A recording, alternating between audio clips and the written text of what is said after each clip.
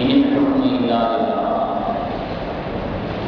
وقال الله تعالى في آية أخرى: ومن لم يحكم بما أنزل الله فأولئك هم الكافرون. وفي آية أخرى: ومن لم يحكم بما أنزل الله فأولئك هم الظالمون.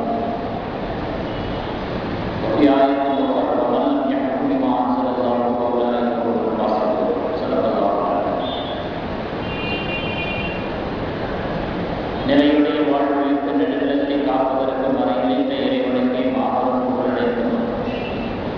சத்திய தூதரான நபிகள் நாயகம் ஸல்லல்லாஹு அலைஹி வஸல்லம் அவர்களின் மீதும் அவர்களின் வழிவாழ்ந்த சத்திய சஹாபா பெருமக்கள் மீதும் அவுலியாக்கள், நாதாக்கள், சுகதாக்கள் போன்ற அனைத்து நல்லடியார்களின் மீதும் ஏக இறைவனின் சாந்தியும் சமாதானமும் என்றென்றும் நின்று நிலவட்டுமாக. கண்ணியத்திற்குரிய இஸ்லாமிய பெரியவர்களே, சகோதரர்களே, அல்லாஹு ஜல்ல ஜலாலுஹு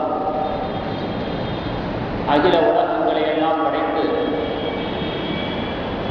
லட்சோப லட்ச உயிரினங்களையும் படைத்து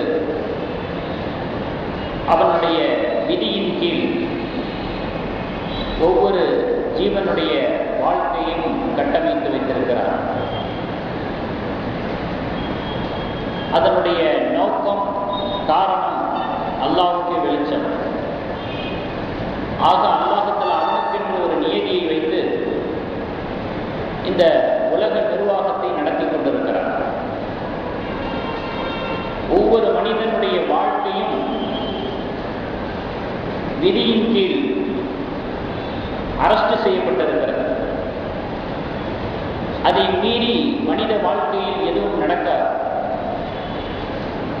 அப்படிப்பட்ட ஒரு வாழ்க்கை நிலையை ஒவ்வொரு மனிதனுக்கும் ஒவ்வொரு ஜீவனுக்கும் அல்லாஹ் தஆலா கொடுத்திருக்கிறார்.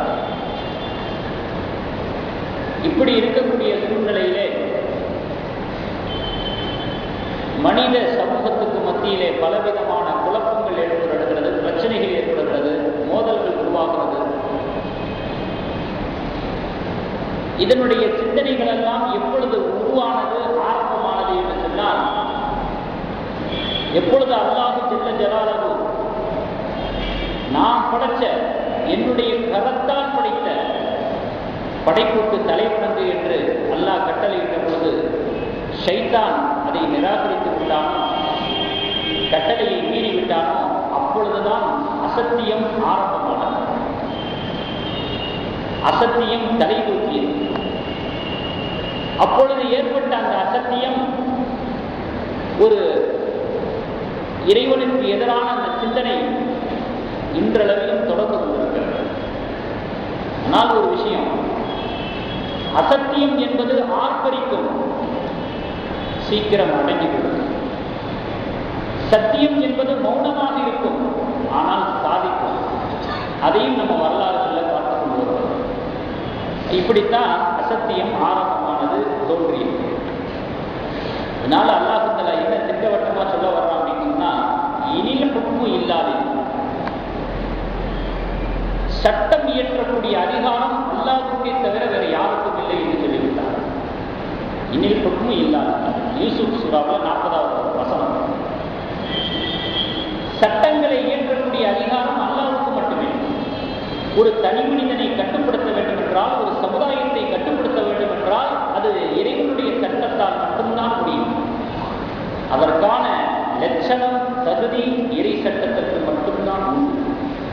ஒரு சமூகத்தை கட்டுப்படுத்தவோ, தனி மனிதனை கட்டுப்படுத்தவோ, இதுதான் இந்த ஆயத்திலிருந்து நமக்கு விளங்க வருது. இதை மனித சமுதாயம் ஒத்துக்கொண்டால் பிரச்சனையே இல்லை. ஆட்சி, அதிகாரம், சட்டம் இயற்றக்கூடிய எல்லா விதமான பவர் அல்லாஹ்ட்ட தான் இருக்குது அப்படின்னு ஒத்துக்கிடுச்சுன்னா பிரச்சனையே இல்லை. ஒத்துக்காததனுடைய விளைவு, ஏற்றுக்கொள்ளாததனுடைய விளைவு, அதை எதிர்க்கக்கூடிய ரீதியில தன்னுடைய சிந்தனைகளை அமைத்துக் கொள்வதனுடைய விளைவு இன்னைக்கு பல பிரச்சனைகளை உலகம் சந்தித்துக் கொண்டது. அதனால அல்லாஹ் தஆலா என்ன சொல்றான், வல்லம் யஹ்கும் பிமா அன்ஸலல்லாஹ், அல்லாஹ் இறக்கி வைத்த ஒன்றின்படி யார் தீர்ப்பளிக்கவில்லையோ ஃபஉலாயிக ஹுமுல் காஃபிரூன், அவர்கள் இறை நிராகரிப்பாளர்கள். சூரத்துல் மாயிதாவில் 44வது வசனம். அதே சூரத்துல் மாயிதாவுல 45வது வசனத்துல சொல்றாங்க, வல்லம் யஹ்கும் பிமா அன்ஸலல்லாஹ் ஃபஉலாயிக ஹுமுல் ஸாலிமூன். யார் அல்லாஹ் இறக்கி வைத்த வேதத்தின்படி தீர்ப்பு வழங்கவில்லையோ அவர்கள் அநியாயக்காரர்கள். அடுத்து 47வது வசனத்துல சொல்றா, வல்லம் யஹ்கும் பிமா அன்ஸலல்லாஹ் ஃபஉலாயிக ஹுமுல் ஃபாஸிகூன். யார் அல்லாஹ் இறக்கி வைத்த ஒன்றின்படி தீர்ப்பு வழங்கவில்லையோ அவர்கள் பாவிகள் என்பதாக அல்லாஹ் சொல்லி காட்டுகிறார். இன்றைய காலத்துல பாவிகள் என்று சொன்னாலும், இறை நிராகரிப்பாளர்கள் என்று சொன்னாலும், அநியாயக்காரர்கள் என்று சொன்னாலும், எல்லா வார்த்தைகளும் பொருந்தி போகக்கூடிய ஒரு அழிச்சாட்டியத்தை செய்யக்கூடிய ஒரு மக்களாக இன்றைக்கு யூதர்கள் இருந்து கொண்டிருக்கிறார். அல்லாஹ் சொல்லியிருக்கக்கூடிய ஒவ்வொரு ஆயத்திற்கும் எதிரான ஒரு சிந்தனைகளை, செயல்பாடுகளை, அணுகுமுறைகளை அவர்களுக்கு நாம் பார்க்க முடியும். இங்கிருந்து ஆரம்பமானது, ஷைத்தான் என்பது ஆரம்பமானது அவர்களுக்குள் ஆர்ப்பரித்துக் கொண்டிருக்கிறது. நடந்து கொண்டிருக்கக்கூடிய நிகழ்வுகளை எல்லாம் கேள்விப்பட்டுக் கொண்டிருக்கிறது. செய்திகள் எல்லாம் அனுதினமும் வந்து கொண்டிருக்கிறது. ஒரு கட்டத்தில் எல்லாம் மூடி மறைக்கப்பட்டது, திரை மறைவில் நடந்தது. இன்னைக்கு வீதிக்கு வந்திருக்குது அப்படின்னு சொன்னா, ஊடகங்களுக்கு மத்தியில உலாவுதுன்னு சொன்னா எந்த அளவுக்கு நடந்திருக்கும். ஜெருசலத்துல, பலஸ்தீனத்துல மூடி மூடி செஞ்சாங்க ஒவ்வொரு கொடுமைகளையும், வெளி உலகத்துக்கு தெரியாம இருந்துச்சு. இன்னைக்கு வீதியில வந்து அனுதினமும் செய்தித்தாளுகள்ல அதை பற்றிய சோக நிகழ்வுகளை காட்சியாக பார்த்து கொண்டிருக்கிறோம் சொன்னா எந்த அளவுக்கு அரங்கேற்றம் நடந்து கொண்டிருக்கும் என்பதை நாம் விளங்கிக் கொள்ள முடியும்.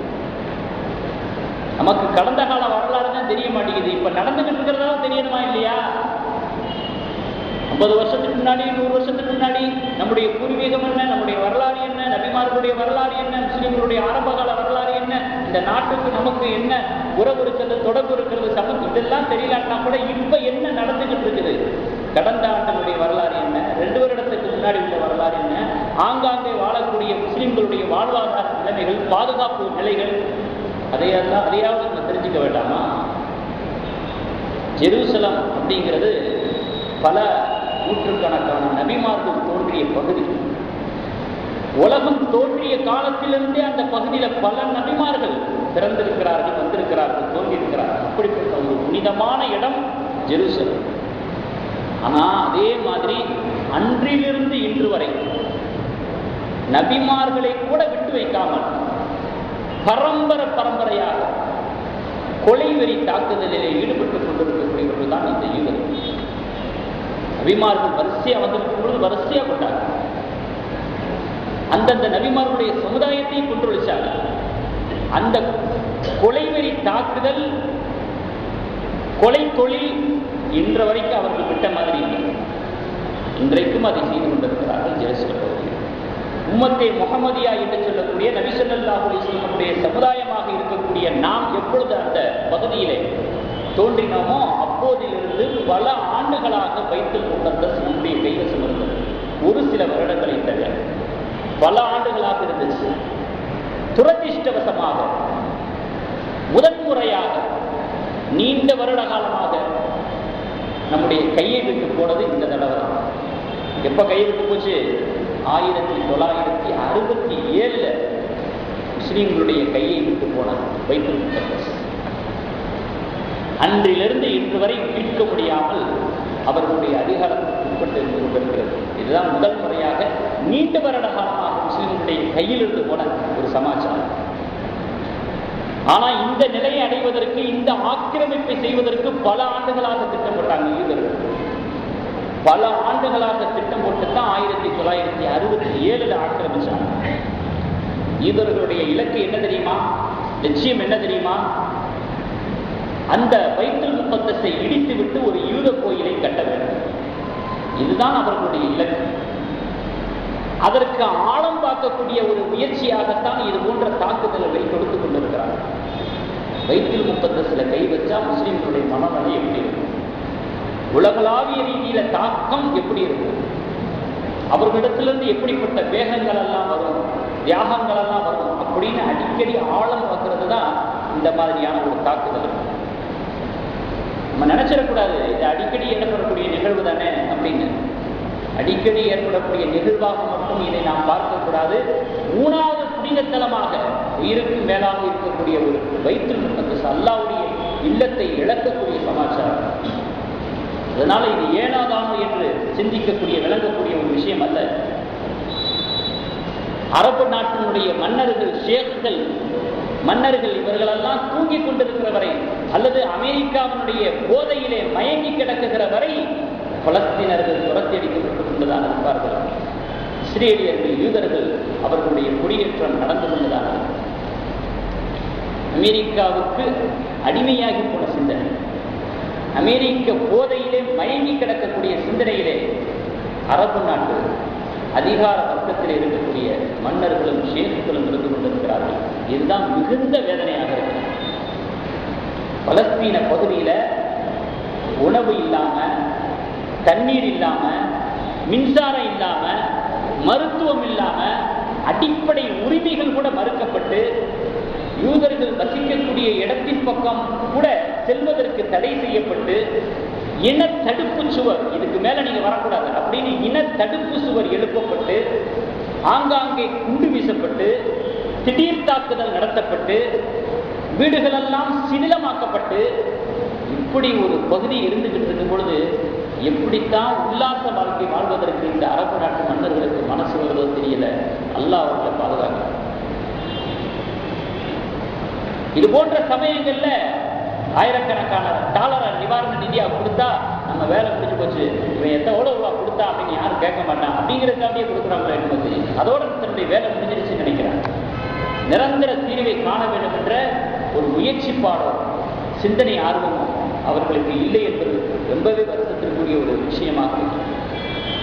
1967 இருந்து அந்த பள்ளிவாசலை தகர்ப்பதற்கான முயற்சிகள் சன்னஞ்சன்னமாக செய்து கொண்டிருக்கிறார்கள். சன்னஞ்சன்னமாக செய்து கொண்டிருந்தாலும் திட்டவட்டமாக செய்து கொண்டிருக்கிறார்கள். 67 இருந்து சும்மா இல்லை. மத்திய கிழக்கு பகுதியில அணு ஆயுத வல்லரசாக இருக்கக்கூடிய அந்த இஸ்ரேல் பயப்படக்கூடிய விஷயம் அந்த பைத்துல் முகத்தஸ் தான். இவ்வளவு பெரிய பவர் இருந்தும் கூட கை வைக்காம அவங்க பயந்துகிட்டு இருக்கிறாங்க அப்படின்னு சொன்னா அந்த பைத்துல் முகத்தஸ் அவர்களுடைய உள்ளத்திலே ஏற்படுத்தியிருக்கக்கூடிய அந்த பயம். காரணம் இஸ்லாமியர்களுடைய இயல்போட கலந்த ஒரு வேட்கையான விஷயம் என்ன தெரியுமா? அந்த பைத்துல் முகத்தஸை பாதுகாக்க வேண்டும் என்பது.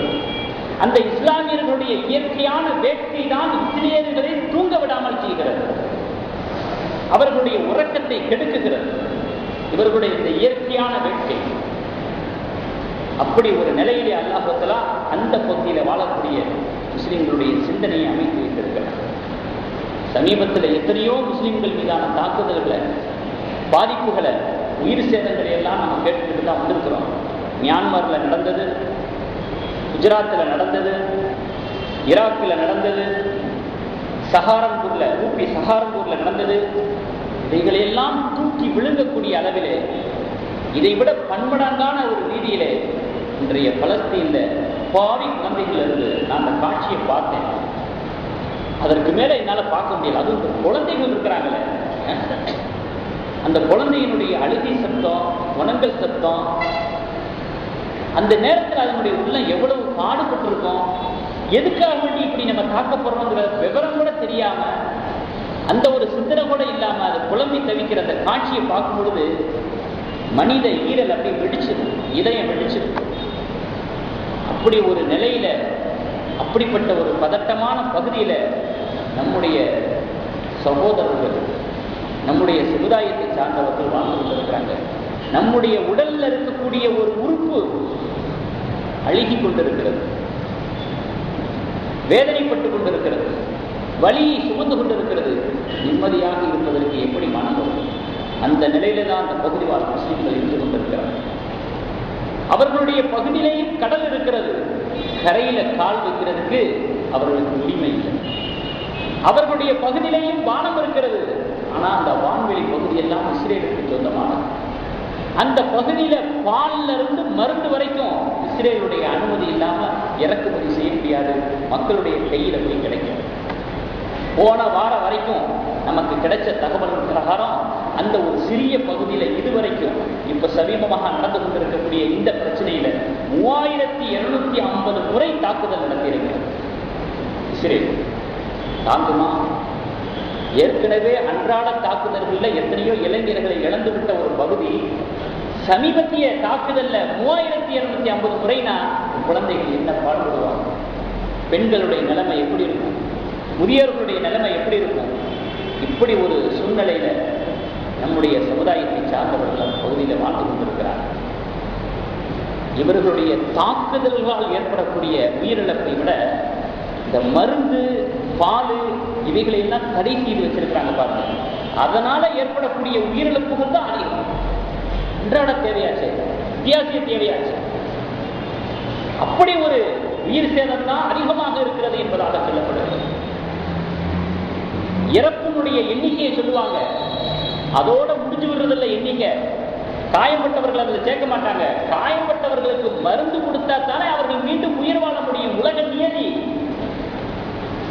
அந்த மருந்து இல்லையே. அப்ப காயப்பட்டவர்கள் மறுபடியும் உயிர் பிழைக்கக்கூடிய உத்தரவாதம் எப்படி கொடுக்க முடியும்? அந்த எண்ணிக்கையை சேர்க்கிறது இல்லை இறப்பினுடைய எண்ணிக்கையில. இப்படி ஒரு நிலையில இருந்து கொண்டிருக்கிற பொழுது ஹமாஸ் இயக்கத்தினுடைய தலைவர் ஒரு பேட்டி கொடுக்கிறார் அமெரிக்க டிவியில. என்ன பேட்டி கொடுக்கிறாரு தெரியுமா? எப்பொழுதெல்லாம் பலஸ்தீனர்கள் கொத்து கொத்தாக கொல்லப்படுகிறார்களோ அப்பொழுதுதான் உலகம் அதை பற்றி பேசுகிறது, அப்பொழுதுதான் உலகத்தினுடைய கவனத்தை இருக்குகிறது. ஆனால் இவர்களுடைய தாக்குதல் அன்றாடம் நடந்து கொண்டிருக்கக்கூடிய ஒரு விஷயம் தான். கொத்து கொத்தா கொல்லப்படும் பொழுதுதான் அது உலகம் அதை பார்க்கிறது, கவனிக்கிறது. ஆனால் இது அன்றாடம் நடந்து கொண்டிருக்கக்கூடிய உயிரிழப்புகள் தான் என்பதாக சொல்லிட்டு இன்னொரு விஷயத்தை சொல்றார். ஹமாஸ் இயக்கத்தினுடைய தலைவர் காலித் மிஷேல் இன்னொரு விஷயத்தை சொல்றாரு. இந்த மாதிரி கொத்து கொத்தாக கொல்லப்படும் பொழுது மட்டும்தான் முஸ்லிம்கள் நிதி திரட்டுகிறார்கள், துவா செய்கிறார்கள், ஆர்ப்பாட்டம் பண்றாங்க. அதோடு அவர்களும் முடிஞ்சிடறாங்க. எங்களுக்கு நிரந்தர தீர்வு எப்போ என்பதாக விரக்தியிலே பேட்டியளிக்கிறார். உண்மையிலே அதை விட நம்மளால வேற என்ன செய்ய முடியும்? அந்த அந்த விஷயத்தை கூட நம்ம மன பலியோட செய்யறையாள்தான். நிதியை திரட்டுறதை விட, துவா செய்யறதை தவிர, கவலைப்படுறதை தவிர வேற ஒன்றும் எங்களால் செய்ய முடியவில்லையே, அவர்களுக்கு நீதான் பாதுகாப்பு என்கிற ஒரு நிலையில தான் இந்த முயற்சிகளை நாம் செய்து கொண்டிருக்கிறோம். ஆனால் அவர்களுடைய நிலை எவ்வளவுதான் நிதி அள்ளி கொடுத்தாலும், எவ்வளவுதான் வாரி வாரி வழங்கினாலும் ஈடு செய்ய முடியாத ஒரு இழப்பை அனுதினமும் அடைந்து கொண்டிருக்கிறார்கள். அவர்களுடைய பேட்டி இப்படித்தானே இருக்கும். இதையும் நாம் பார்க்க முடியும். யூதர்களுடைய நோக்கம், அவர்களுடைய வரலாறு ஈராக்கினுடைய டைக்ரீஸ் நதியிலிருந்து எகிப்தினுடைய நைல் நதி வரை யூத ராஜ்யத்தை உருவாக்க வேண்டும் என்பதுதான் அவர்களுடைய நோக்கமாக. 100 வருஷத்துக்குள்ள இதை செஞ்சு முடிச்சிடணும். ஈராக்கினுடைய டைக்ரீஸ் நதியிலிருந்து எகிப்தினுடைய நைல் நதி வரைக்கும் ஒரு யூத ராஜ்யத்தை உருவாக்கணும். இந்த திட்டத்தை எங்க போடுறாங்க? அமெரிக்காவில் போடுறாங்க. அங்கே இருக்கக்கூடிய யூத தீவிரவாத குழுக்கள் 1897 சியோனிசத்தினுடைய முதல் மாநாட்டில் இந்த தீர்மானம் போடப்படுகிறது. இப்படி ஒரு யூத ராஜ்யத்தை இங்கே நாம் உருவாக்க வேண்டும் என்பதால் அவங்களுடைய நோக்கம் மிகப்பெரிய ஒரு விளைவை, மிகப்பெரிய ஒரு பாதிப்பை, மிகப்பெரிய ஒரு அபாயகரத்தை நோக்கிய ஒரு இலக்காக இருந்து கொண்டிருக்கிறது. இன்னைக்கு என்னமோ அவங்க அப்படி பண்றதுனாலதான் இவங்க இப்படி தாக்குறாங்க அப்படின்னு மேல்போக்கில் பேசிக் கொண்டிருக்கிறார்கள். ஆனால் அவர்களுடைய நோக்கமே மிகப்பெரிய ஒரு சீரழிவை மையமாக கொண்டது. இந்த பரிதாபகரமான ஒரு வாழ்க்கையை வாழ்ந்து கொண்டும் கூட, அந்த பரிதாபகரமான வாழ்க்கை சூழலிலும் கூட அந்த பள்ளிவாசலை பாதுகாக்கிறதுல அந்த பகுதியில் இருக்கக்கூடிய பலஸ்தீனர்கள் கண்ணும் கருத்துமாக இருந்திருக்கிறது. இதான் மிகப்பெரிய ஒரு ஆச்சரியமாக இருந்து கொண்டிருக்கிறது. அவர்கள் அவ்வளவு சீக்கிரமாக விட்டுட்டு போற மாதிரி இல்லை. அதன் மீதான ஒரு கண்ணும் கருத்துமான ஒரு பாதுகாப்பு சிந்தனை அவர்களுக்கு இருந்து கொண்டே இருக்கு. அகழ்வாராய்ச்சி என்கிற பெயரிலே கொஞ்சம் கொஞ்சமாக பைத்துல் முகத்தஸை சுற்றி இருக்கக்கூடிய பகுதிகள் அரிக்கப்பட்டுக் கொண்டிருக்கிறது. பகுதிகள் அப்படி அதனுடைய உறுதி தளர்த்தப்பட்டுக் கொண்டிருக்கிறது. அப்படி இருந்தும் கூட ஜும்மாவுடைய நாளைக்கு, ஜும்மாவுடைய தொழுகைக்கு அந்த நாட்டினுடைய பல பகுதிகளில் இருந்தும் ஏராளமான முஸ்லிம்கள் தொழுகைக்காக வருகிறார்கள். நாளை யூதர்கள் பார்த்தாங்க. யூதர்களுக்கு ஒரு பெரிய பயம் என்ன தெரியுமா? மக்கள் கூட்டம். அதுதான் அவங்களுக்கு பெரிய அலட்சியம். இவ்வளவு பெரிய கூட்டம் வருது, இப்படி ஒரு கெடுபிடிக்கு மத்தியிலையும் பாதுகாப்புக்கு உத்தரவாதம் இல்லாத ஒரு சூழலை உருவாக்கியும் கூட ஜும்மாவுடைய தினத்தன்று இவர்களுடைய கூட்டத்தை குறைப்பது எப்படி என்பதாக திட்டம் போட்டாங்க. மேற்கு பகுதியிலிருந்து, மேற்கு கரை பகுதியிலிருந்து வரக்கூடியவர்கள் 50 வயதுக்கு மேற்பட்டவர்களுக்கு மட்டும்தான் ஜும்மாவுக்கு வருவதற்கு அனுமதி, மற்றவர்களுக்கு அனுமதி இல்லை என்பதாக சட்டம் போட்டாங்க. கூட்டத்தை குறைக்கிறது. அல்லாஹ்வுத்தஆலா 2வது அத்தியாயம் 114வது வசனத்தில் சொல்றான், வமன் அவ்வளவு மிம்மன் மனஹ மசாஜிதல்லாஹி அன் யுذكر ஃபீஹா இஸ்முஹு வஸஆ ஃபீ ஹராபிஹா. அல்லாஹ்வுடைய பள்ளிவாசலுக்கு வரவிடாம நுழைய தடை செய்து அல்லாஹ்வை நினைவு கூறுவதை விட்டும் அல்லாஹ்வை வணங்குவதை விட்டும் தடுக்கக்கூடியவனை விட ஒரு மோசமானவன் அநியாயக்காரன் வேறு யாராக இருக்க முடியும் என்று அல்லாஹ் கேட்கிறான். அநியாயக்காரங்கிறது நிரூபணமாகுதா இல்லையா?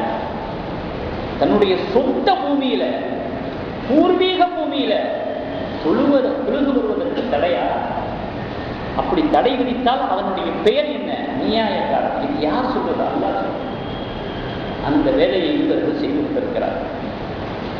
அவங்க நல்லா யூகிச்சுக்கிட்டாங்க, இந்த பைத்துல் முகத்தஸ் இருக்கிற வரைக்கும் இஸ்ரேலியர்களுடைய இருப்புக்கு உத்தரவாதம் அல்ல, நம்ம இருக்க முடியாது, நிம்மதியா இருக்க முடியாது, முகத்தஸ் இருக்கிற வரைக்கும் என்பதாக அவங்க புரிஞ்சுக்கிட்டாங்க. அதனால இது போன்ற இலக்குகளை மையமாக வைத்து காய்களை நகர்த்தி கொண்டிருக்கிறார். எவ்வளவோ புல்டோசர்கள் இருக்குது, அவைகளை கொண்டு வீடுகளைத்தான் இடிக்க முடிகிறது தவிர இந்த பகுதியில் வாழக்கூடிய முஸ்லிம்களுடைய இதயங்களை இடிக்க முடியவில்லை. அந்த ஒரு விஷயத்திலே தோல்வியை ஒப்புக்கொள்ளக்கூடிய ஒரு நிலையில் தான் அவங்க இருந்து கொண்டிருக்கிறார். எவ்வளவோ ஆசையூட்டி பார்த்தாங்க.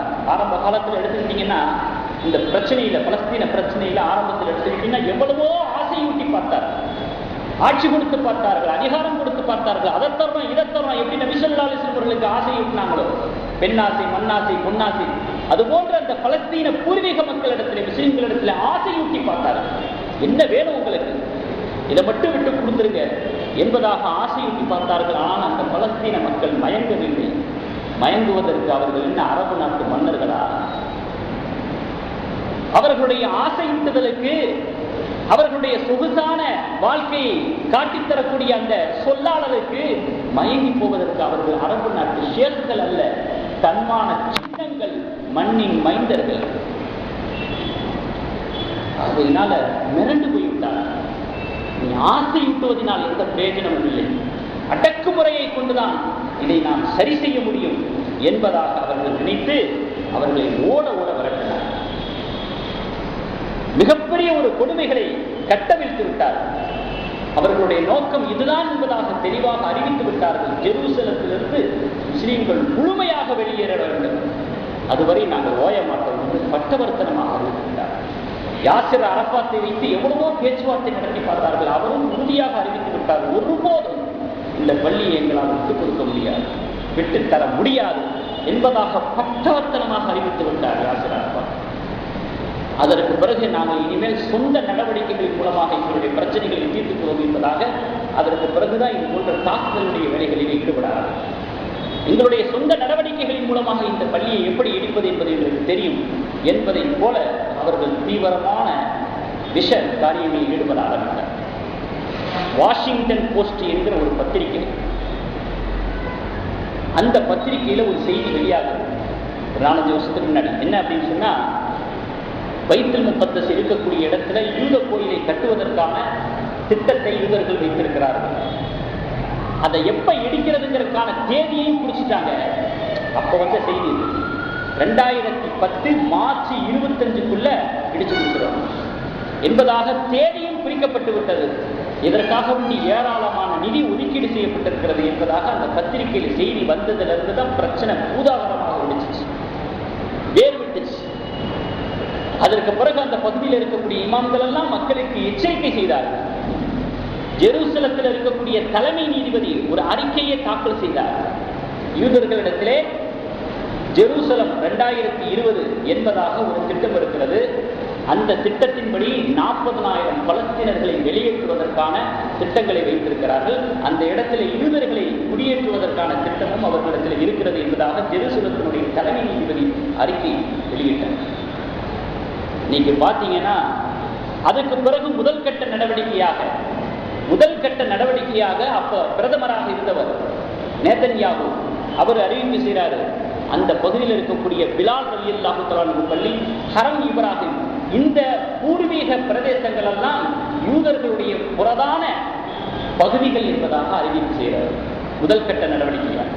இரண்டாவதாக 13/1/2010 பைத்துல் உமர் என்று சொல்லக்கூடிய கிராமத்தில் இருக்கக்கூடிய விளைச்சல் பகுதிகளை பூரா அறுவடைக்கு தயாராக இருக்கக்கூடிய பெரும் பரப்பளவை கொண்ட விளைச்சல் பகுதிகளை பூரா புல்டோசரை வச்சு நாசம் பண்றாங்க. 14/1/2010 கல்கிலியா பகுதியில இஸ்ரேலியர்களுடைய குடியேற்ற பகுதியிலிருந்து ஆயுதம் தாங்கிய வீரர்கள் கண்மூடித்தனமாக வந்து எதெல்லாம் முஸ்லிம்களுடைய ஜீவாதார அத்தியாவசிய பொருட்களாக இருப்பதோ அவைகளையெல்லாம் தகர்த்து எறிகிறாங்க, நாசப்படுத்தி போறாங்க. இது இல்லாம அவர்களுடைய வாழ்வாதாரத்துக்கு ஒன்றும் செய்ய முடியாது அப்படிங்கிற அத்தியாவசிய பொருள் அதை தகர்த்து எறிகிறாங்க. அன்றைக்கு மதியமே ரஃபா என்கிற பகுதியில நகர்ல கண்மூடித்தனமாக சுட்டு தள்ளுகிறார்கள். இப்படியாக இப்பொழுதிலிருந்தே இந்த தாக்குதல் நடந்துகிட்டு இருக்குது. எப்ப கொத்து கொத்தாக கொல்லப்படுகிறார்களோ அப்பொழுது மட்டும்தான் ஐநா கண் துடைப்பு நாடகம் நடத்துகிறது, நீலி கண்ணீர் வடிக்கிறது. இப்பதான் தாக்குதல் நடத்துற மாதிரி இது வரைக்கும் நிம்மதி அவங்க இருந்த மாதிரி இப்படி ஒரு தோற்றத்தை காட்டிக் கொண்டிருக்கிறது. ஒரு பெரிய ஒரு ஆச்சரியம் என்ன தெரியுங்களா? ஜெருசலத்தை சுற்றி ராணுவம் இருக்குது, இஸ்ரேலிய ராணுவம். இஸ்ரேலிய ராணுவத்தால் குடியமர்த்தப்பட்ட இஸ்ரேலியர்களும் இருக்கிறார்கள். இஸ்ரேலிய யூத குடியிருப்பு, இஸ்ரேல் ராணுவம், இந்த இரண்டுமே ஜெருசலத்தை சுற்றி இருக்கிறது. இது முஸ்லிம்களுக்கு மிகப்பெரிய ஒரு அபாயகரமான, சகிக்க முடியாத ஒரு விஷயங்களாக இருந்து கொண்டிருக்கிறது. அப்படி இருந்தும் கூட அந்த பகுதியில் இருக்கக்கூடிய முஸ்லிம்கள் பள்ளிவாசலுக்கு எதிரான எந்த ஒரு தீய முயற்சியையும் சகித்துக் கொள்வதாக உடனடியாக அதற்கு தடை செய்கிறார்கள். தீவிர முயற்சியை கொண்டு அதை முறியடிக்க முற்படுகிறார்கள். இப்படி ஒரு நிலையிலும் கூட, இப்படிப்பட்ட ஒரு வாழ்வாதார சூழலிலும் கூட அதிலே கண்ணும் கருத்துமாக இருந்து கொண்டிருக்கிறார்கள். யாருடைய ஆதரவும் இல்லாமல் தன்னுடைய சொந்த ஈமானுடைய வேட்கையோடு அந்த பள்ளியை பாதுகாத்துக் கொண்டிருக்கிறார்கள் என்பதையும் இங்கே நல்ல நேரத்திலே நாம் விளங்க முடியும்.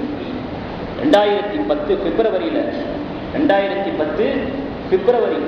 28 பள்ளிவாசலுக்குள்ளேயே புகுந்துறாங்க. எவ்வளவோ பண்ணியும் கூட இவர்களுடைய மன உறுதியை அசைக்க முடியலையே அப்படின்னு சொல்லிட்டு பள்ளிவாசலுக்குள்ளேயே புகுந்து தண்ணீர் புகைக்குண்டு வீசி, தடியடி நடத்தி, துப்பாக்கி சூடு நடத்தி, முதல் தடவையாச்சு இப்பொழுது 6 பேர் இறந்தாங்க.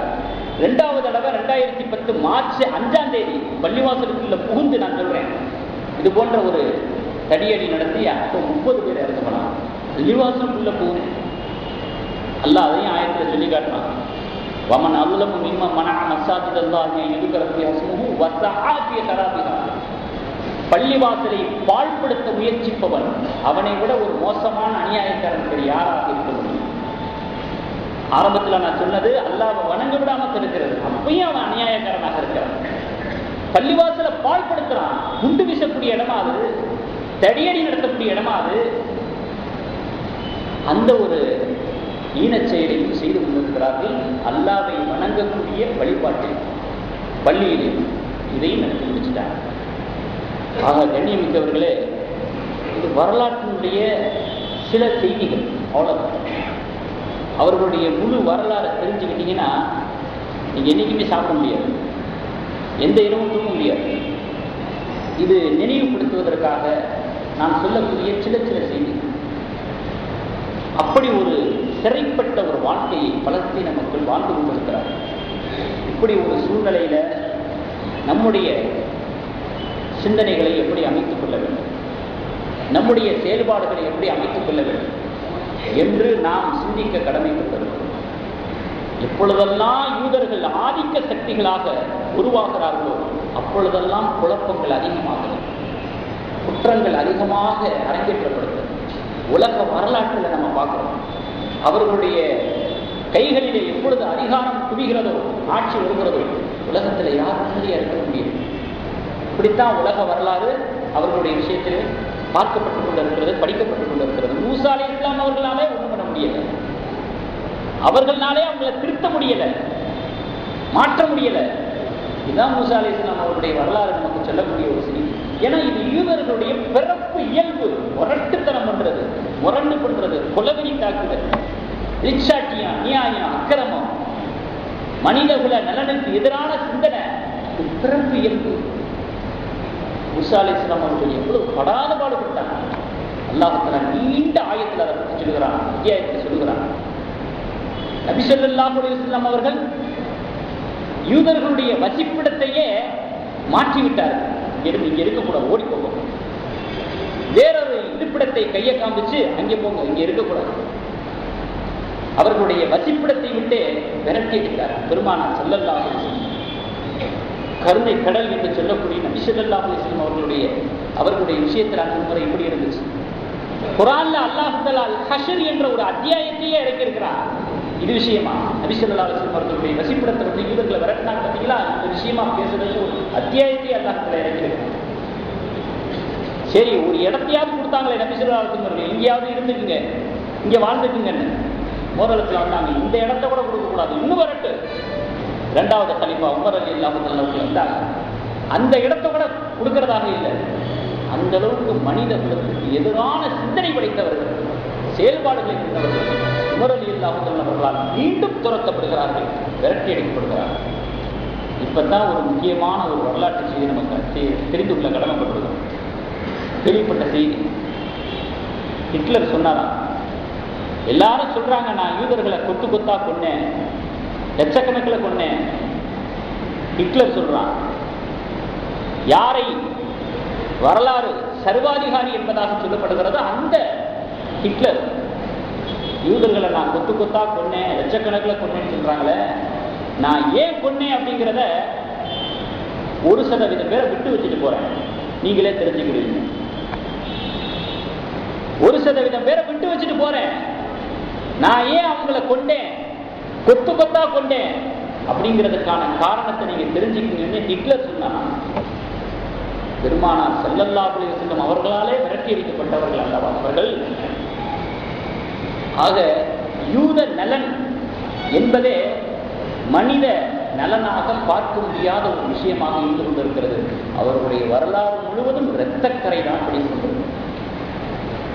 அப்படிப்பட்ட ஒரு சிந்தனையுடையவர்களை அல்லாஹ் தஆலா உலகத்திலே விட்டு வைத்திருப்பதனுடைய மர்மம் என்ன, ரகசியம் என்ன, வெளிச்சம் என்ன, இதையும் நாம் தெரிந்து கொள்ள கடமைப்பட்டிருக்கிறோம். இதற்காக வந்து எல்லாத்துல விட்டு வச்சிருக்கிறாங்கள அப்படி கேட்டீங்கன்னு வச்சுங்களேன். இப்போ மறுக்கேள்வி நான் கேட்பேன், ஷைத்தானை ஏன் எல்லாம் விட்டு வச்சிருக்கிறான்? ஷைத்தானை எதுக்கு எல்லாம் விட்டு வச்சிருக்கிறான்? அல்லாஹ் நினைச்சிருந்தா ஷைத்தான் ஏமாத்துறான், அவனுடைய பவர் ஏமாத்துறான். ஏதோ ஒரு காரணத்திற்காக அல்லாஹ் தஆலா அவர்களை விட்டு வைத்திருக்கிறான். உடம்பு முழுவதும் விஷம். மனித சமூக பகுதியில் அது ஒரு கழிவு. யூதர்களுடைய வசிப்பு இருக்கிறதே மனித சமூகத்தினுடைய ஒரு கழிவு, அகற்றப்பட வேண்டியது, நாற்றம் எடுக்கக்கூடிய துருவாடையை தரக்கூடிய ஒரு பகுதி. அப்படி இருந்தும் கூட அல்லாஹ் தஆலா விட்டு வச்சிருக்கிறான். என்ன காரணத்தினாலும், என்ன ஒரு ரகசியத்தினாலும் நாம் ஒரு விஷயத்தை விளங்கிக் கொள்ள வேண்டும். என்ன அப்படின்னு சொன்னா,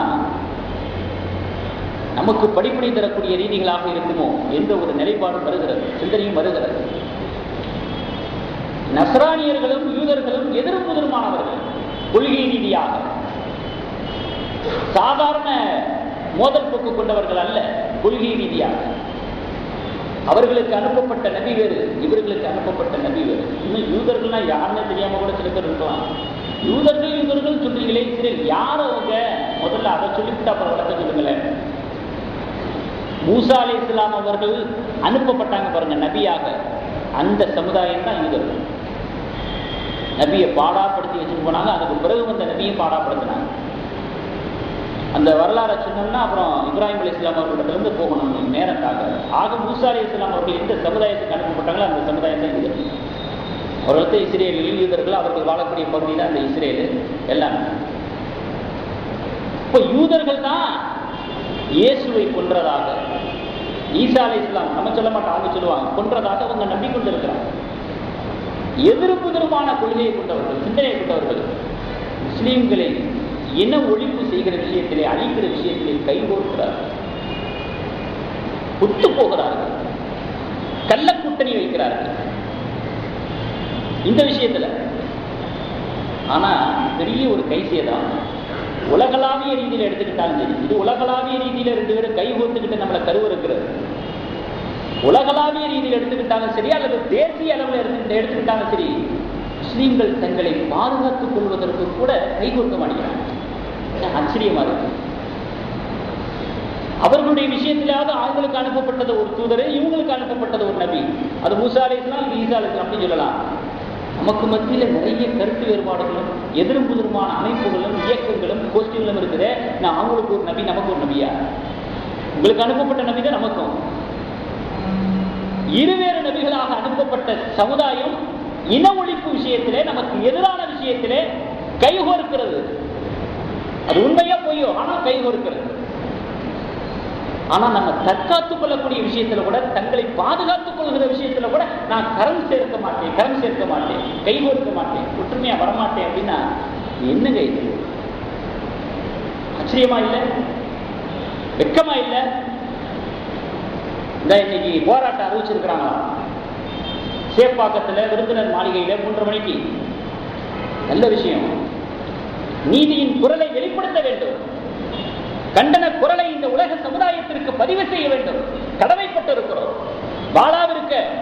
இருக்க சொல்லவில்லை இஸ்லாம். போராட்டம் நடத்துறாங்க. அதே நேரத்தில் பாருங்களேன், எத்தனை இயக்கங்கள்? 22 இயக்கங்கள் கணக்கில் வந்தது, பதிவில் உள்ளது. வராதது எத்தனையோ. இவங்க எல்லாருமாக சேர்ந்து ஆர்ப்பாட்டம், கண்டன குரல் பதிவு. எவ்வளவு பேர் வரணும், இவ்வளவு பேர் சேர்ந்தா? சாதாரணமா நம்மளே பார்த்துட்டு இருக்கிறோமா இல்லையா? ஒரு தனிப்பட்ட ஒரே ஒரு முஸ்லீம் அமைப்பு, ஒரே ஒரு முஸ்லீம் இயக்கம் ஆர்ப்பாட்டம் போராட்டம் நடத்தினா மிகப்பெரிய அளவில் ஆயிரக்கணக்கான பேர் வர்றாங்க. நான் சொல்றது லாஜிக்கா சொல்றேன், உண்மையா சொல்றேன். ஒரே ஒரு அமைப்பு ஏதாவது ஒரு விஷயத்தை, உரிமையை கேட்டு முன் வச்சு ஆர்ப்பாட்டம் பண்றதுங்க ஆயிரக்கணக்கான பேர் வர்றாங்க. எப்படி திரட்டி கொண்டு வர்றாங்களோ அது அவங்களுடைய முயற்சி பாராட்டத்தக்கது. அப்படிப்பட்ட அமைப்புகள் எல்லாம் ஒன்று சேரும் பொழுது பன்மடங்கு அதிகமாகணுமா இல்லையா? நீங்க போய் பார்த்தீங்கன்னா வெறும் கொடி மட்டும்தான் அங்கேயே நிற்கும். 22 அமைப்பு சேர்ந்து கூட எப்படிப்பட்ட ஒரு விஷயத்துக்கு நீதியினுடைய குரலை வெளிப்படுத்துகிறோம், கண்டனத்தை பதிவு செய்கிறோம். சில சமயங்கள்ல ஜீவாதார பிரச்சனைகள்ல கூட, பாதுகாப்பு விஷயங்கள்ல கூட இத்தனை இயக்கங்கள் சேர்ந்து கூட வெறும் கொடி மட்டும் அங்கேயே நிற்கும். சில சொற்ப நபர்கள் மட்டுமே 1000 பேர் மட்டுமே இருப்பாங்க. ஆனா தனிப்பட்ட முறையில் ஒரே ஒரு நாளுக்கு முன்பு ஆயிரக்கணக்கான பேர் வர்றாங்க. என்னது? அப்போ அனைத்து இயக்கங்களின் சார்பாக நடத்தும் பொழுது நம்ம பேர் எங்கே வெளியே வரப்போகுது? கூட்டத்தோட கூட்டமா தானே இருக்கும் அப்படிங்கிற அசால்ட்டா, அலட்சியமா? அவங்க தனிப்பட்ட முறையில் பண்ணும்பொழுது பேர் வரும்ல, மீடியாக்கள் வரும்பொழுது பேரை சொல்லுவாங்கல்ல. இப்ப இந்த மாதிரி சமயத்துல அனைத்து இயக்கங்களின் கூட்டமைப்பும் தானே சொல்லுவாங்க. அதனால எந்த ஒரு முயற்சி தளர்வாகுது, ஆர்வம் தளர்வாகுது. ஏதோ கூட்டாங்களேங்கிற பேருக்கு ஒவ்வொரு அமைப்புல இருந்தும் கொஞ்சம் என்னது இது? நம்முடைய நிலை ஏன் இப்படி இருக்குது? இது மாநில அளவில். தேசிய அளவில் கூட எடுத்துக்கிட்டீங்கன்னா இஸ்லாத்திற்கு எதிரான சிந்தனை உடையவர்கள் பல அமைப்புள்ளவர்களாக இருக்கிறாங்க.